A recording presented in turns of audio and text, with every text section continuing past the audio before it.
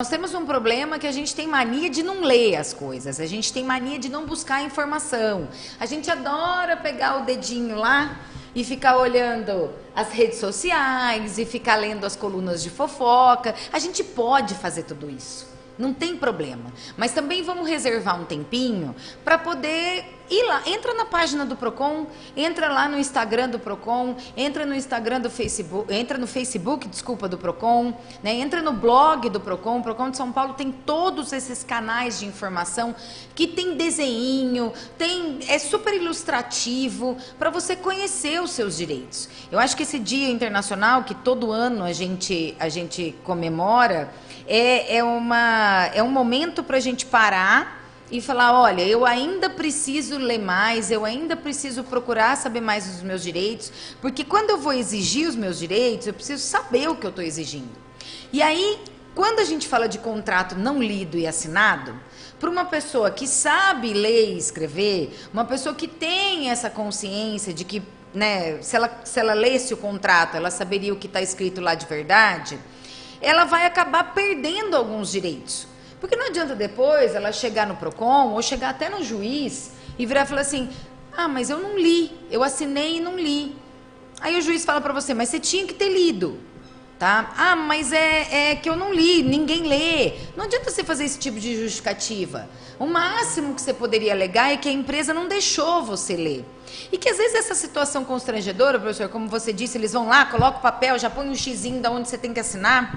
É uma situação que te constrange em alguns momentos de você falar, não, peraí, eu quero ler o que está escrito aqui, entendeu? Com calma que eu vou ler. Mas se todo mundo começasse a fazer isso a partir de hoje, o ano que vem, a gente não ia ter que chegar aqui no dia 15 de março e falar, olha, é constrangedor pedir para ler um contrato. Porque todo mundo pede. Se todo mundo pede, não tem constrangimento nenhum. Então, o que é importante dizer? Primeiro, o consumidor tem direito à leitura prévia do contrato antes de assinatura. Se ele não entender qualquer cláusula, ele tem direito à explicação daquilo que está escrito.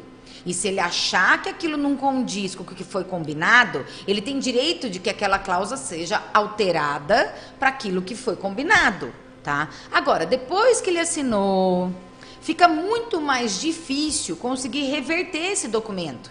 Que é um documento oficial, gente. O contrato é válido na lei para todo mundo, tanto para a empresa como para o cliente.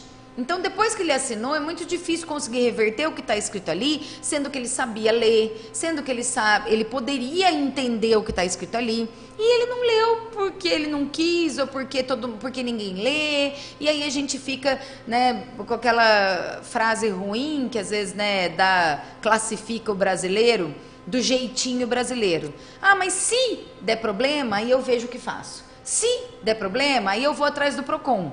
Mas, infelizmente ou felizmente, eu acho, na verdade a palavra é essa, o Procon, a justiça, só vai conseguir trabalhar dentro dos limites da lei.